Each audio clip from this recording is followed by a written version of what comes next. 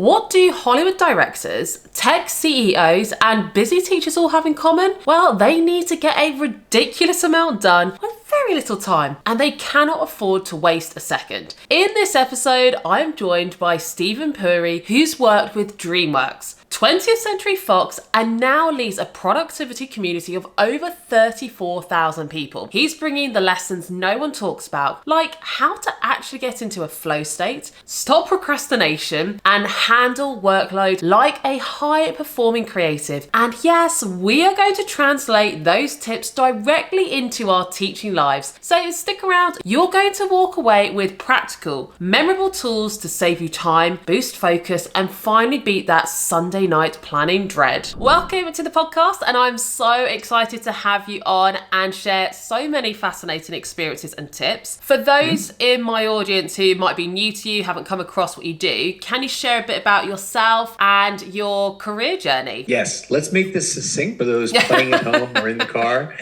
So I have an interesting path for this reason. I've been both a senior executive at 2 motion picture studios at Fox and DreamWorks, and I've also raised about $21 million of venture and run 3 startups. 1 successful exit, 2 failures. And my mom was a high school teacher in the Bronx, New York. Definitely taught me when I was little. She became a software engineer, which is how I learned to code because, mom's a great ice skater. You probably learn how to ice skate, And I had a lot of her stories growing up about teaching. And when this opportunity came up and we talked about this excited me because I was thinking some of the tips and tricks that I have picked up along the way, seeing high performers who are writers, directors, as well as engineers, designers. I talked to a lot of groups that are entrepreneurial, that are UI UX designers, that are bloggers, but this was a really interesting thing to say, this is what mom used to do. And maybe some of these actually map really well onto how do I have a healthy balance of life and not spend my nights, maybe grading papers or, doing all that overflow work. So really happy to be here. I hope this is helpful. Yeah. And you know what? You're completely right, because my mom was a teacher. I am now a teacher, followed in her footpath, and lots of people in her family and friends were also teachers. So we do follow quite often what our parents have done. So you've worked in both Hollywood and tech, you were saying. What is one productivity tip that you've learned there that teachers would maybe never have heard of in our teacher training? CPD is what we call it, continual professional development, that you think we really need to know? Okay, so let's say there are some things that I want to share, and the smartest things I will share are probably not my own. There are things that I have seen, read about, and I'm going to distill it down to, here's a really actionable way. Don't read the book unless you want to. Here are some key thoughts from the book. So I don't mean to say that I'm smart. I mean, rather, I've been around a lot of smart people and I want to share. Fair? Fair. I mean, I'd say it's the same as me. I'm hardworking and I observe and follow what works. Exactly right. So for the interest of keeping this engaging and kind of offbeat, I'll give you an odd tip and a story from Hollywood that I saw, but we'll get into deeper things about flow states and, mental management, things like that, right? But let's start with this, which is chronotype. Something I witnessed firsthand in film was that some of the best writers, the writers were getting $1-2 million a script. They had a way of understanding their daily rhythm, like how they were good at certain times of day for certain things. And one standout example is a writer named Ron Bass, who was an attorney turned screenwriter. And he was famous for not talking to his family in the morning. I'm not the dad who's going to be like, hey, who wants pancakes? And like, did you do your homework? Who would need to ride to school? He's like, I'm going to get up and go to my office 3, 4, 5 in the morning. I'll come downstairs at 9. And I need you to understand that I've learned that once I talk to you or anyone in the morning, I can't hear my characters' voices in my head. Now, this is a guy who wrote the words that got Julia Roberts, Dustin Hoffman, Tom Cruise. I mean, go down the list of the stars who said, I have a stack of 20 scripts with checks stapled to the front. I can choose any one. And they're like, I want to say his words. The character he wrote is the one I'm going to spend my springtime creating. So that's a guy at this level where he said, I understand my chronotype really well. In the afternoon, I can do a breaking story, which means, developing. Like you and I sit around and go, I don't know, Katie, what happens next? It's the end of the second act. He's got the bow of destiny and the dragon's in the next cave. What should we do, right? So that's sort of collaborative work. He's like, I can totally do that. And he had a studio of people he worked with to do story breaking. But because of his awareness of his chronotype, he became one of the top screenwriters in Hollywood of that era. The Best Friend's Wedding, Rain Man, all those that he wrote. And that was something that had helped me in my, transition, and helps me to this day to go, you know what? Before you and I would even do this podcast today, I've done the things for my business that need to be that focused deep work. So I offer that as a thought, because there is, often with teachers, not in summer session, but in school time, there are some rigid things around. These are the hours of administrative sort of meetings. These are the hours of class meetings. These are the hours, hold office hours if you're a professor or something. And you have to accomplish some things that actually move your life forward. Like my brother, for example, is a professor of music at University of Virginia, right? Way smarter than I am. Dual doctorate from Yale, undergraduate at Harvard, Music Academy in Basel for a master's performance degree, right? He understands that he may be tenured now, but his publishing is a very important part of his professional life. And that's not during class hours. It's not during office hours. It is, he has to budget time for that. And he does that. And he keeps that time sacred. Even if it's an hour or 2 hours a day, that's it. But it's just, this is how my next book is going to be researched and written. And he has his own chronotype practice of saying, this is when I do, which I think is actually the children go to bed at night. So there is one interesting thought with a little bit of color. And I think that is really effective, because that's what I did when I was teaching. So I'm now not in the classroom, but if I had one of my free periods or PPAs at the start of the day, I know I'm far more focused at the start of the day. If I have a PPA in the afternoon, I'm going to be so easily distracted. So whatever my big thinking projects are, or that really needed a lot of thought, I did those in the morning. Anything that didn't need as much thought and was more like autopilot, I would do in the afternoon. And often I'd put on some music just to distract my mind, to also stop me procrastinating. 100% agree with you. I have questions for you. Yes. By the way, someone who's written really well on this is Cal Newport, written about deep work and shallow work. Okay. So what do you or did you do to keep that morning deep work time sacred? When you had that PPA, what did you do to protect that from becoming a sprawl of shallow work? Different things. First of all, I'd either have a PPA or I'd come in earlier when I knew there'd be no one else around. So I could do it without being distracted and just get on. But I mean, by nature, I'm quite disciplined. So if I've set myself a to-do list, I will do it. So maybe that's part of what I've done. I've set myself, in this hour, I am going to achieve this. So if I can see that the time's ticking on and maybe, there's something that's distracting me, I need to get that distraction gone, whether that is computer screen on, my phone is in view, or I can hear other classrooms shut the door. That's the sort of thing I do, is try and shut out current or potential distractions and just get on with it. And also, if anyone did come in to chat with me, polite, smile, and be like, but I'll talk to you period 5 because I've really got to get this done now, and just move along. That sort of thing. My proverbial hat is off to your level of discipline. What you just described, I mean, you're going to laugh, but what you just described is very much the tool set that I developed, for the company that I run, the Focus Community. It is tools to help people do exactly what you said, between the music, the blocking of distractions, those sort of things. So I love that. And let me ask you this, because part of another thing you said I want to hang a lantern on is you prepared a task list. I live by lists. I'm not going to this blindly, right? Yeah. You and I lots of respect. For what you just said, tons of respect. If everyone that I helped had your discipline, wow, right? So here's my question. Yeah. When you prepare your task list, do you time box? Do you say, this should take 30 minutes? I do. I have Oh my God in heaven. Well, you should be teaching me. I mean, I've done a lot of... Come on my podcast and teach me how to do this?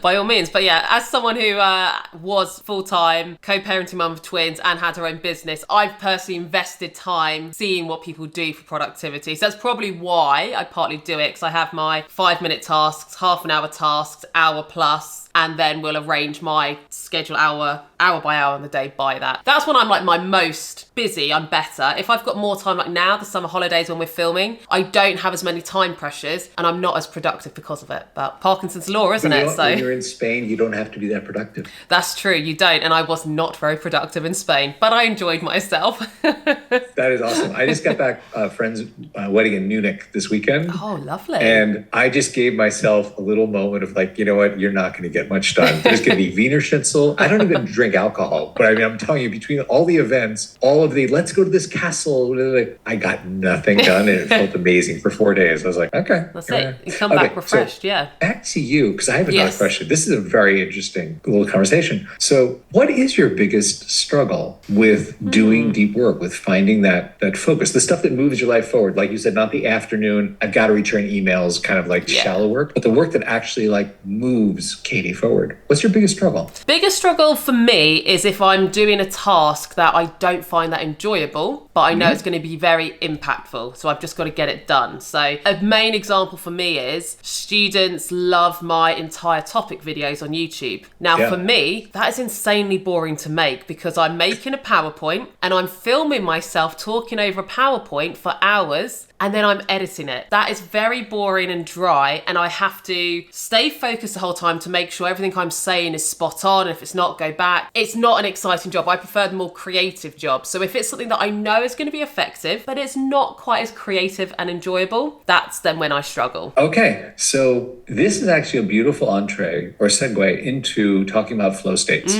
Yes, I was going to ask about And that. if it's fair with you, I'd love to set the table because I know some of your audience are like super flow statey. I know what this is, but some might be like, I've heard of it. What are you talking about, right? Yeah, fair? Let's hear it, yeah. Okay, so let's just take 60 seconds to catch those playing at home up to everyone else. There was a Hungarian-American psychologist, Mihaly Csikszentmihalyi, who actually died about 2 years ago. And he had a very strong thesis that high performers had a way of getting into concentrated states where they did the work that they were known for, the stuff that moved their lives or the world forward. He said, I want to study that. Like Prometheus, he's like, I want to go get the fire, bring it down to everyone else. Yeah. So in doing this, he looked at athletes, he looked at artists, he looked at scientists and inventors, like a number of different disciplines. Because I think cross disciplines, these high performers have simple ways of getting into that state. You're going to see the hook into what you just said in a moment. So the reason we call it a flow state is his work at the end of his research was a book called Flow. And he said, I chose this because I think it's a beautiful metaphor of how we are all on the water paddling ourselves forward, but these people align themselves with the current of the river and it magnifies their efforts. Oh, I like it, yeah.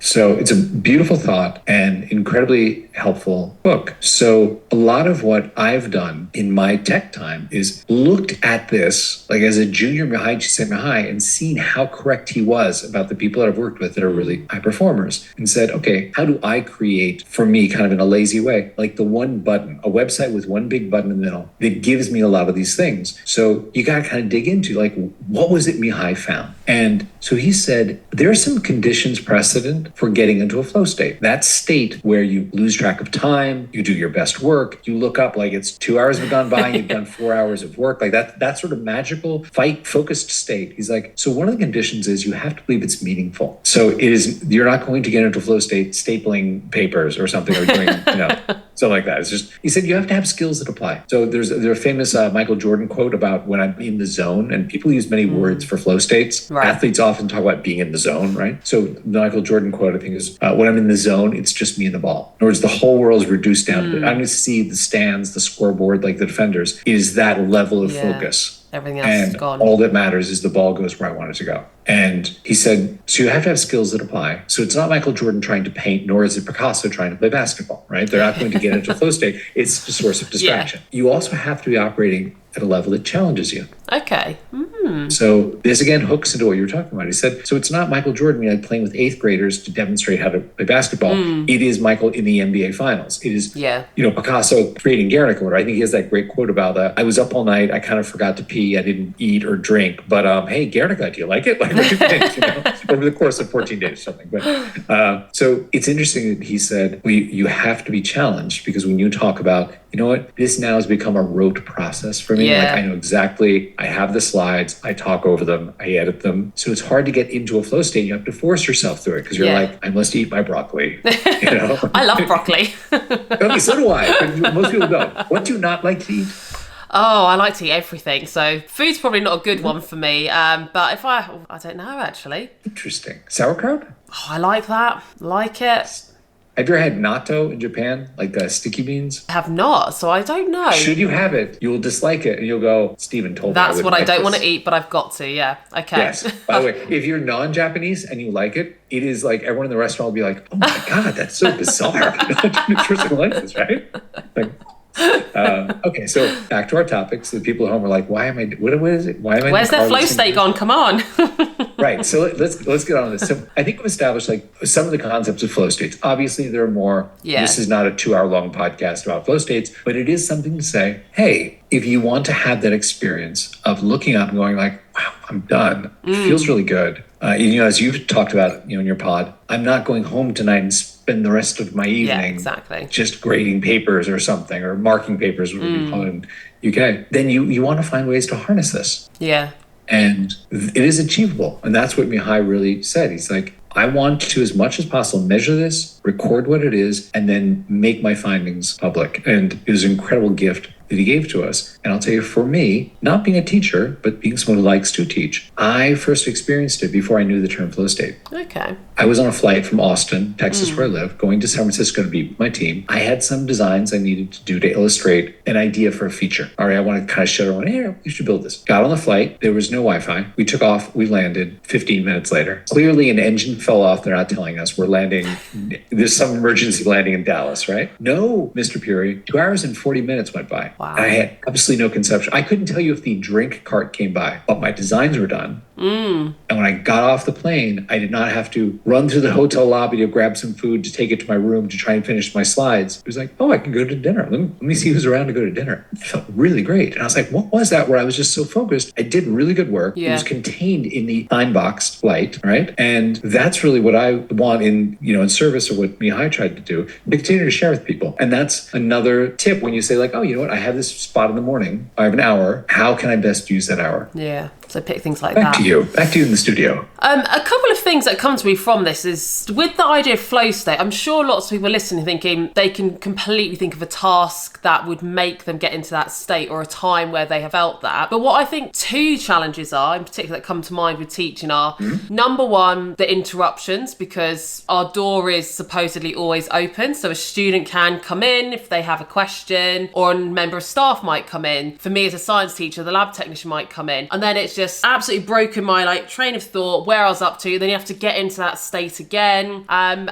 then the other one I was thinking is, you're right, it has to be something that is challenging you and that you see the value of it. It's engaging. And most teachers don't find that is the case with marking. Marking is not exciting, it's not challenging, and some of the time we don't see the value in it. Sometimes we do, sometimes we don't, and it is just a policy, so we have to follow it. So I'm trying to think, well, what sorts of solutions are there or strategies to try and help in those situations, the disruptions or it's something I have to do but I'm not really wanting to do it or don't see the value in it? I think you've heard of ChatGPT. I think it's come up once or twice somewhere in your life. Just a few times I might have mentioned it. Out on a limb here. Okay. I definitely don't use it every day all the time. I'm not here right now. ChatGPT is talking to This me. is just AI Katie. Well, fair enough. I know.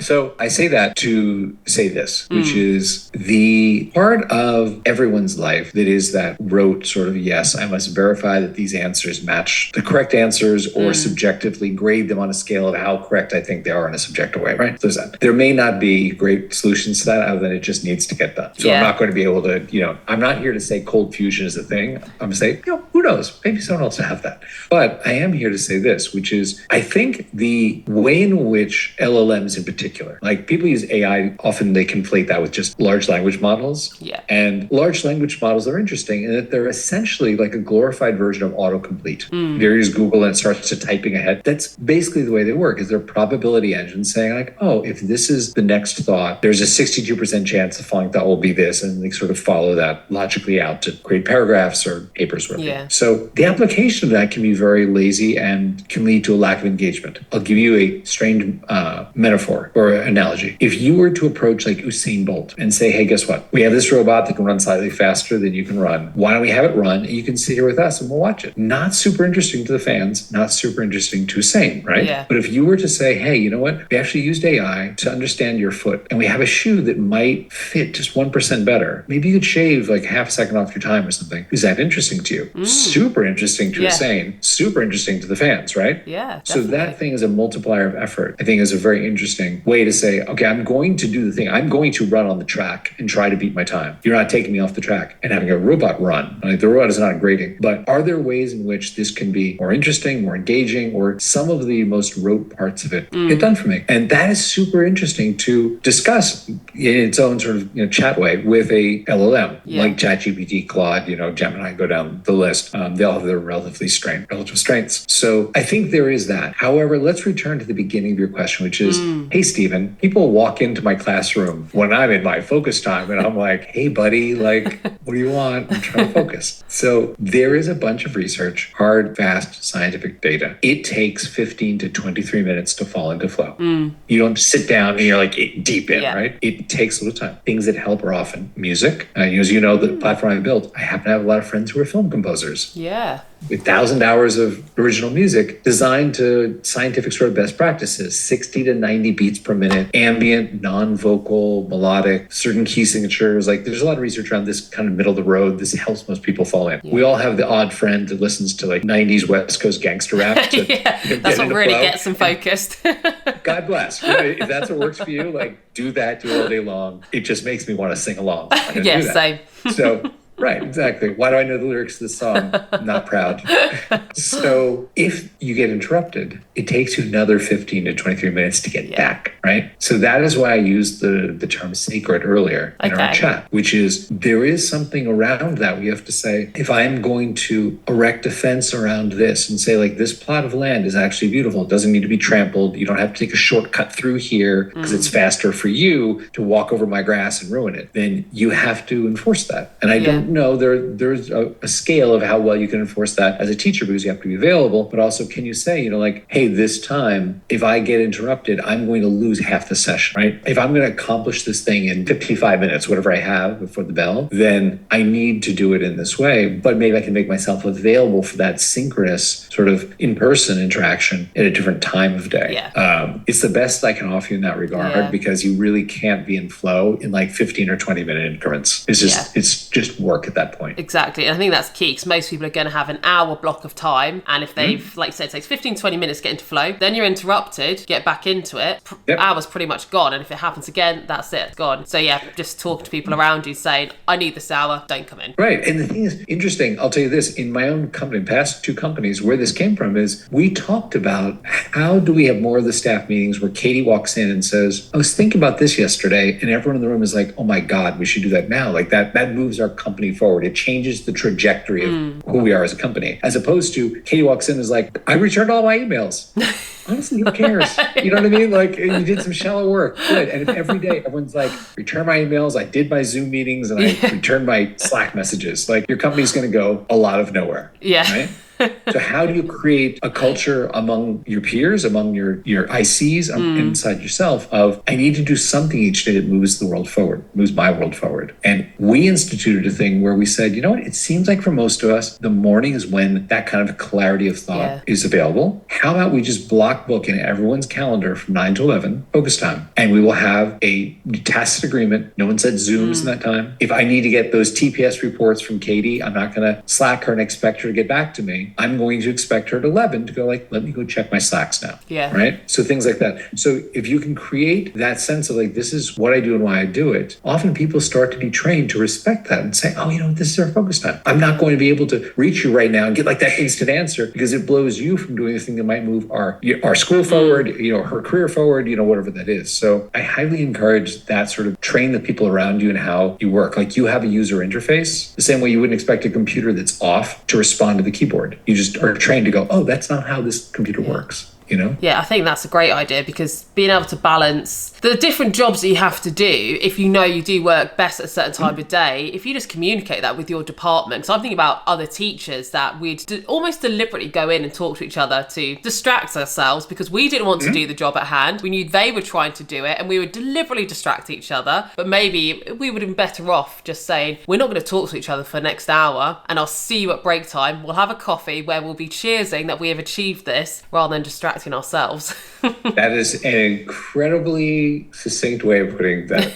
Yes, thank you. Easier said than done, though, isn't it? Let me ask you this, which is, I noticed, this is me talking about me being slightly broken in this regard. When I'm doing something and I encounter like I'm coding something, it's like, why is it not working in the dev server right? I've tried it 4 times, right? My muscle memory is pick up my phone. Yeah. It's this easy sort of, oh, that's hard, but there's some easy dopamine right here. That'll feel really good just to check my WhatsApps. Yeah. See what friend is like, hey man, what are you doing tonight?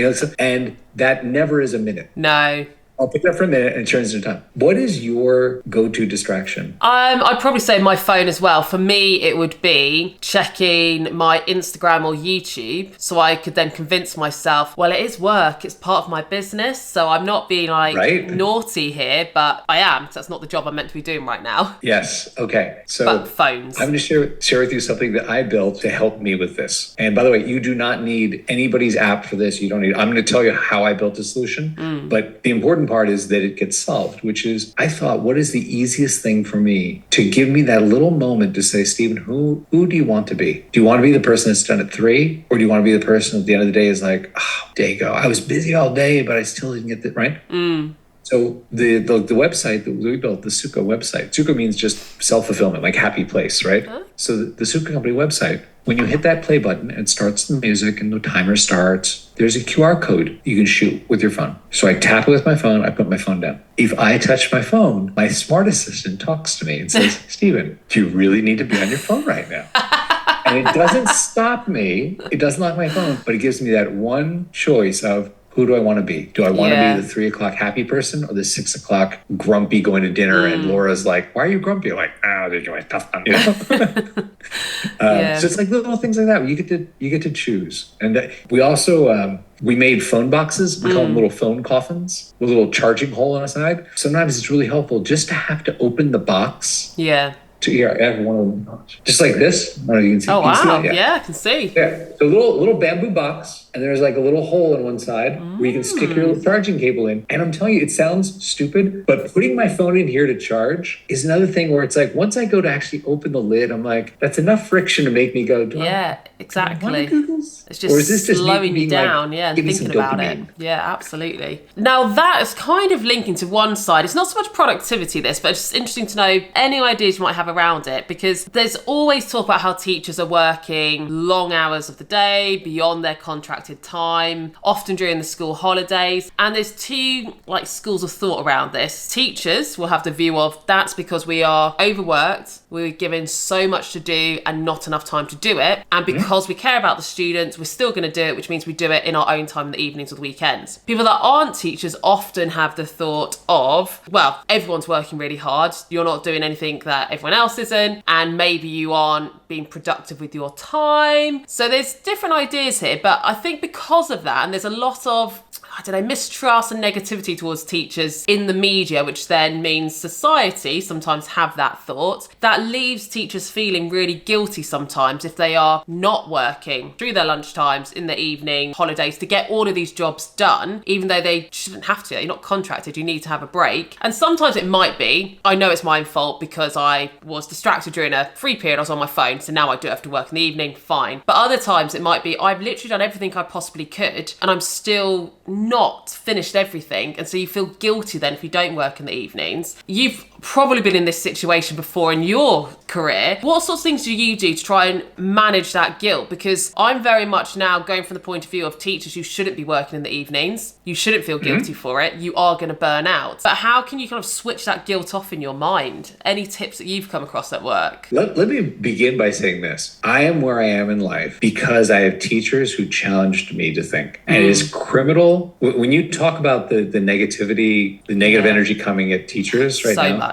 You know, I live in the United States. Without going deep into it, there are a lot of challenges right now in my country, period, right? Around education, the value of learning and thinking and all that. So it is criminal, in my view, that we don't value teachers because they are the ones that launch us. You know, you have your parents to sort of like nurture you out of like, hey, you don't know how to feed yourself. Okay, great. And then your brain gets handed off to the people who teach you how to think. Yeah. And it makes me really sad to think about that because I'm not a teacher. I know my mom went through a lot of stuff. One of her greatest successes, she told me when I was little, my mom died when I was little, but I remember her telling me that she had a knife pulled on her when she was teaching the Bronx. Wow. And that was very early in the school year. And she diffused that situation on her own. There's no like calling the guards. You know, this is pre where every school had like 5 security guards. It was just sort of like a whoa.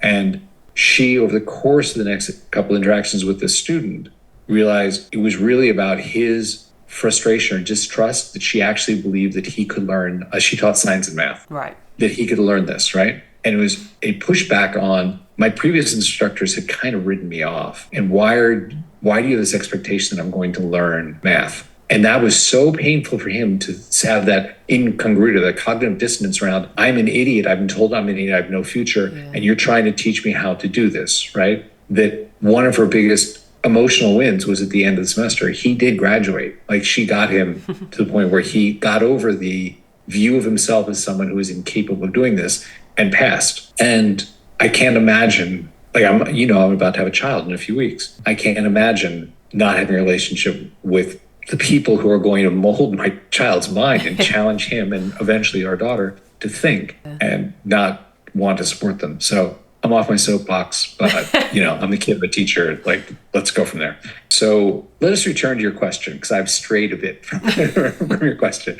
So here is the thing, and I'll talk to you about how I try to solve this, which is when you talk about I am part of a class of people or a group or a cohort of people that have this kind of pressure. We compare ourselves to each other. They compare ourselves to other people. People externally tell us we should be able to do this in this way, whatever. And I know you've talked on your pod about, like, how do you get your evenings back to be with your family or to do something healthy as opposed to just grind until you burn out, right? Okay, fair. I don't know that I'm going to be able to solve for you. This is how people stop comparing themselves to each other, stop trying to feel better by putting someone else down or whatever. I think there's something on human nature that is a comparison, like, how well am I doing relative to other people? I think we have an accelerant or a magnifier in society now around social media. And this idea of memetics, which I imagine your audience is familiar with, like sort of learning what it is you should want because you want to mime someone else's things. So it's like, I see on social media, Kim Kardashian goes on this kind of vacation. I should therefore have that thing. And it's a weird sort of cycle of teaching us that what we should want is what this influencer on TikTok has, right? Which most of the time, let's be honest, I've worked in film, they don't have. It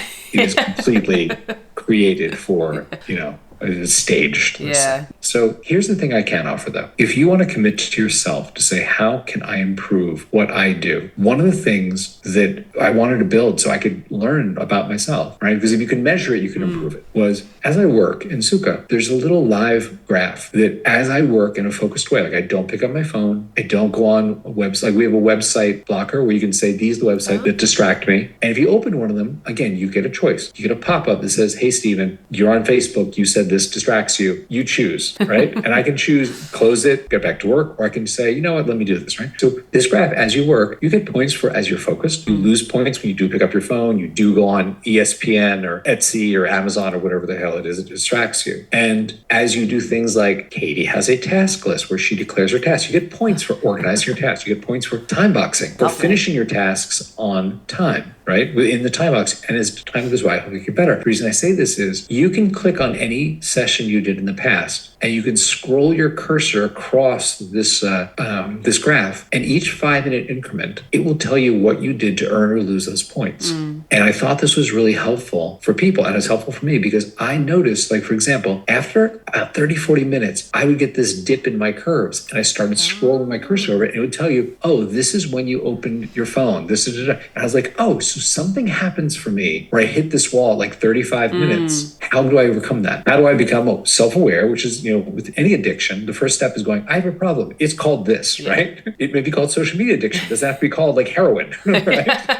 Although I'm not sure which one is more addictive, but let's just say we're dealing with social media here, right? And that, I think, is a really important thing of saying, this is not necessarily about everyone else or everyone else judging me. This is about me saying, if I want to try and get 15 minutes back in my day today from yesterday, let me look at yesterday's graph and let me see what I did. And then tomorrow, let me look back on these 2 days and you start to see your patterns and you can then choose to improve. Because again, the website I made, everyone who's made any sort of productivity tool, they don't change you. You change you. They are just there to help. You have to have the intention of going, I'd like to be done earlier. I don't know, we've ever talked about this. Can I tell you why I named my company this weird name? Oh, yes, please. So Laura, my wife, we met when I lived in New York. I married the girl in yoga on the mat to my left.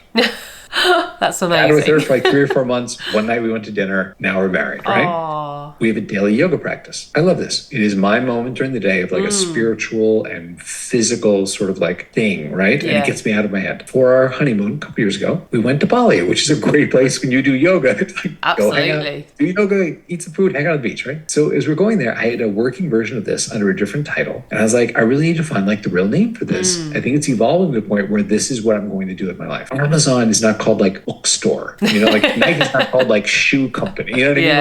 Like they're powerful names. They're kind of intellectually related to what they are, but they're powerful names. It's like, I want to find something like that. And I've been struggling with like Flow State App 4, Distraction Blocker 9, like this bad stuff. So Laura, being Laura, was like, that's a great intention. Hope it works for you. The first day I said, I think something would seed my unconscious over the next 10 days is, could I speak to a couple of our members today just for 10 minutes? You can go to the pool, do whatever you want. I just want to ask them, what's your favorite feature? Like, do you love the music? Do you love the smart assistant? Do you love the task list or the timer? What is it? Right? And that'll like bubble up over 10 days. She's like, go for it. Spoke to 3 people. Third one, I was going to the wrap up where it's like, Katie, thank you. We said 10 minutes. Really appreciate your time. Right? And the guy stopped me and he said, you asked the wrong questions. I was like, okay, what was the right question? He's like, you should have asked me why I pay you. And I was like, it's like 30 cents a day. Like, yeah. I don't collect a salary from this. I do this because I think it's cool. And I was like, okay, I'll take the bait. Yeah. So he said, so I find now I have 2 kinds of days. I have days where at 3 o'clock I'm playing with my kids. They're 2 and 4. I have days where at 6 o'clock I'm like, where the hell did the day go? And the difference is, did I open your website in the morning? I pay you because my kids are not going to be 2 and 4 forever. Powerful stuff. Yeah. Laura, and I was like, I talked to this dude today who's more articulate about what I'm doing than I am. Let me tell you what he said. She's like, that's really good. Yeah.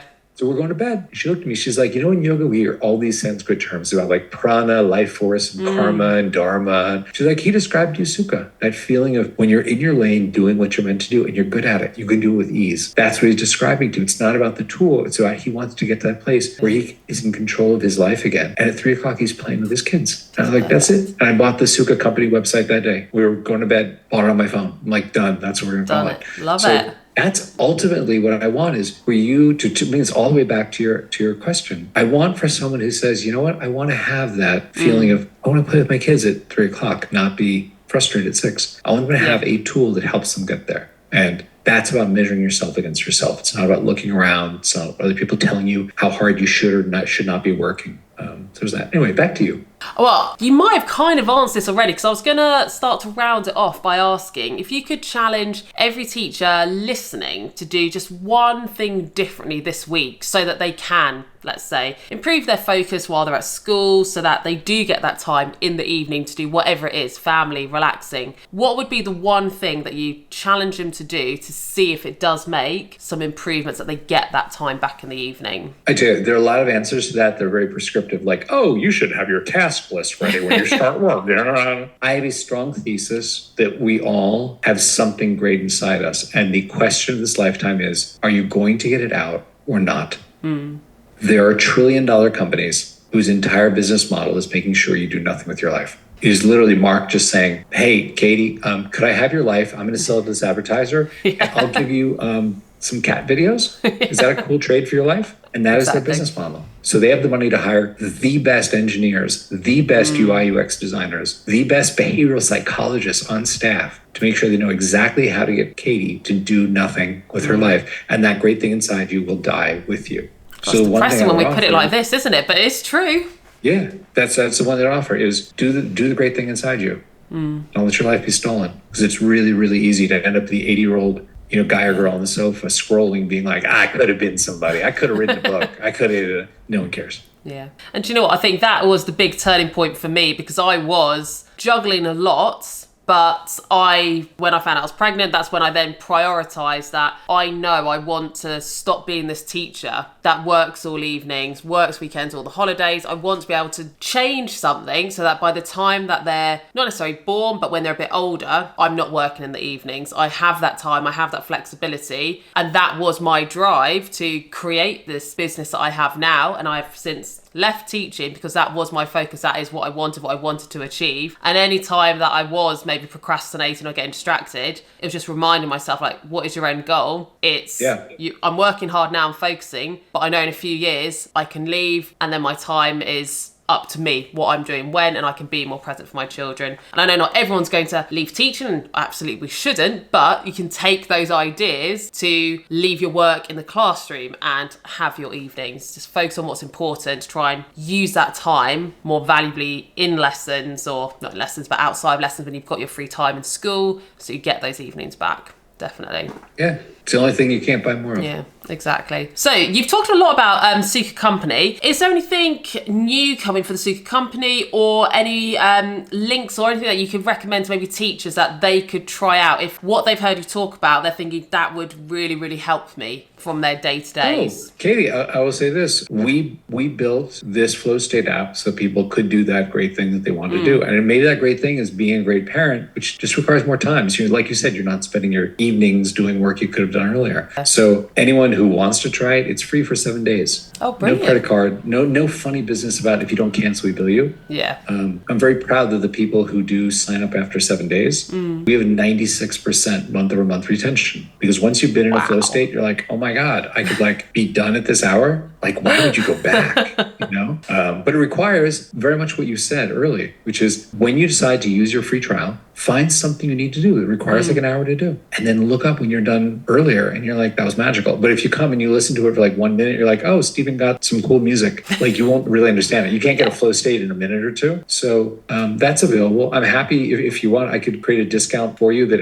anyone listening wants to try when they sign up can get a discount off that. Lovely. I'm not going to say no to a discount for the audience. And this is perfect timing, because this episode is being released just as teachers going back to school, new school year, new me, focusing hopefully on healthier habits. So definitely take advantage of that free trial. And if there's a discount and you love it, I will give you that when we're done with this. And Tony and I do this for free. We just think like we have enough friends. Tony is my partner, who's a developer. We have enough friends who work at one of the meta companies or have worked at TikTok and Twitter to really understand how well those companies have optimized what they do. Yeah. And who is on the other side of that war for your life? We wanted to be there and say like, hey, if you want to reclaim your life, get back in control of your life, here's a tool. It's really inexpensive, but go do something great. Go do the thing where people are like talking about you after you're dead, because they're like, wow, that book changed my life. Because it's easy to not do it. Well, Steven, that has been absolutely fascinating, and hopefully lots of people are going to go and give that 7-day trial a go. I'm already thinking like, oh, I wonder if I could finish even earlier in the day, and then I've got time for exercise and seeing my children. So I think I'll be having a look at as well. You're actually like the prototype of our members. Like our membership,